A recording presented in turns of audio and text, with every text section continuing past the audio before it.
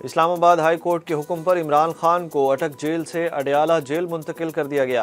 سہولیات بھی مہیا کر دی گئیں۔ وکیل نعیم پنجوتھا نے بھی تصدیق کر دی۔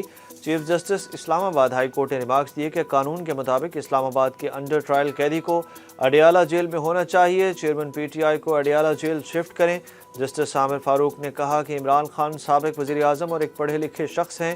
جیل رولز کے مطابق وہ جن چیزوں کے حقدار ہیں وہ انہیں ملنی چاہیے۔ ایسا نہیں ہونا چاہیے کہ چیئرمین پی ٹی آئی کی کوئی حق تلفی ہو۔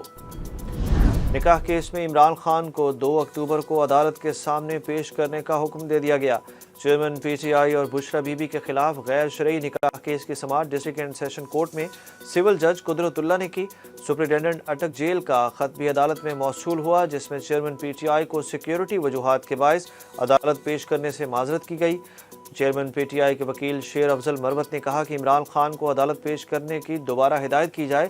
اب اٹک کا معاملہ نہیں، اڈیالہ جیل کا معاملہ ہے۔ آرمی چیف سے مسیحی برادری کے نمائندہ وفد کی ملاقات۔ بین المذاہب ہم آہنگی پر تبادلہ خیال کیا گیا۔ آئی ایس پی آر کے مطابق پریزیڈنٹ بشپ ڈاکٹر آزاد مارشل کی قیادت میں 13 رکنی وفد سے گفتگو میں army chief general Asim Munir نے کہا کہ اسلام امن کا مذہب ہے۔ اسلام اور معاشرے میں عدم برداشت اور انتہا پسندی کی کوئی گنجائش نہیں۔ مہذب معاشرے میں کسی کو قانون اپنے ہاتھ میں لینے کی اجازت نہیں دی جا سکتی۔ پنجاب میں جعلی انجیکشن لگنے سے بینائی متاثر ہونے کے اب تک 68 مریض سامنے آ گئے۔ بینائی متاثر ہونے کے معاملے پر ڈریپ نے اسپتالوں اور فارمیسیز کو متعلقہ انجیکشن کے استعمال سے روک دیا۔ ڈرگ ریگولیٹری اتھارٹی نے تاحکم ثانی متعلقہ انجیکشن کی فروخت بھی روک دی۔ دوسری جانب بہاولپور اور ملتان میں بھی انجیکشن سے بینائی متاثر ہونے کی کیسز رپورٹ۔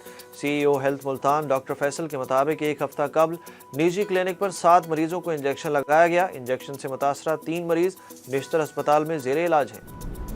سپریم کورٹ سے کیسز کو التوا اب نہیں ملے گا، چیف جسٹس نے اعلان کر دیا۔ ذہن سے نکال دیں، سپریم کورٹ سے تاریخ لینے کا رجحان اب نہیں چلے گا۔ چیف جسٹس پاکستان کے ریمارکس۔ ایک مقدمے کی سماعت کے دوران چیف جسٹس پاکستان جسٹس قاضی فائز عیسیٰ نے سپریم کورٹ میں دائر مقدمات میں التوا نہ دینے سے متعلق اپنی رائے دیتے ہوئے کہا کہ سپریم کورٹ میں بہت زیادہ کیسز زیر التوا ہیں۔ کسی بھی کیس میں ایک تاریخ پر فریقین کو نوٹس جاری ہوگا اور اگلی سماعت میں دلائل پر فیصلہ ہوگا۔ ان کا کہنا تھا کہ یہ پیغام سب کے لیے ہے کہ اب مقدمات میں التوا نہیں ملے گا۔ نواز شریف کے استقبال کے لیے کمیٹیاں تشکیل، اہداف مقرر۔ نون لیگ کے بیرون ملک تمام سینیٹرز کو 3 روز کے اندر وطن واپسی کی ہدایت کر دی گئی۔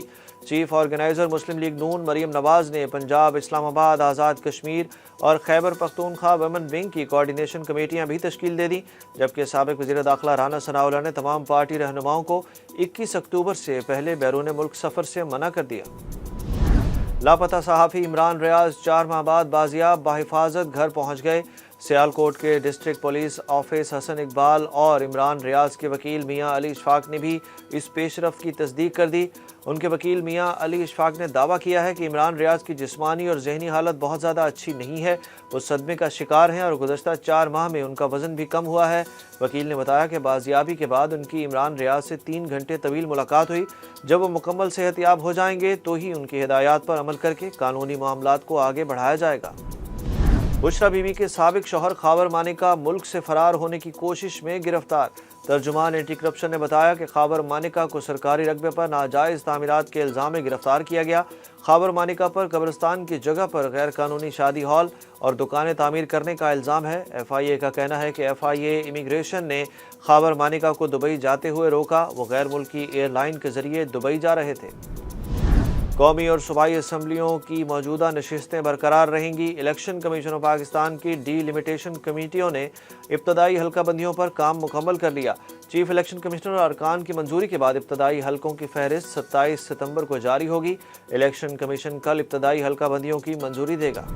پی ڈی ایم سے اتحاد پرویز الہی کی وزارت اعلیٰ کے لیے کیا تھا، سابق وفاقی وزیر اور مسلم لیگ کاف کے رہنما چودھری صالح حسین نے واضح کر دیا۔ گجرات میں چودھری ظہور الہی کی 42ویں برسی کے موقع پر تقریب میں چودھری صالح نے کہا کہ آج خاندان کے جو لوگ موجود نہیں اس میں ان کا ہی قصور ہے، اب سب کچھ چودھری شجاعت حسین ہیں، دوسرا کوئی نہیں۔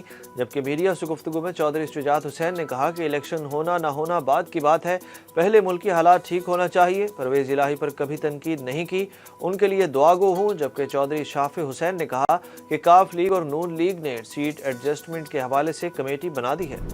निगरान हुकूमत ने हज का दौरानिया कम करने पर गौर शुरू कर दिया। निगरान वफाकी वजीर बराए मजहबी अमूर अनीक अहमद का कहना है कि अगले साल सरकारी हज का दौरानिया 45 रोज़ से कम करने की तजवीज़ है। उनका कहना था कि 2024 में 18 से 20 रोज़ का हज पैकेज भी दिया जाएगा। मुख्तसर हज या 40 रोज़ के हज से मुतल्लिक फैसला हुज्जाज कराम खुद करेंगे। वज़ीर मजहबी अमूर का मज़ीद कहना था कि हमारी कोशिश होगी कि मुख्तसर दौरानिए हज के अखराजात जनरल हज के बराबर हों। हमने सऊदी अरब में 5 साल के रिहायशी मुआहदे किए हैं। सिर्फ 46 कंपनियां ही पाकिस्तान से हज ऑपरेशन चलाएंगी। पाकिस्तानी रुपए के मुकाबले में अमरीकी डॉलर आज मजीद सस्ता 6 हफ्ते की कम तरीन सतह पर आ गया।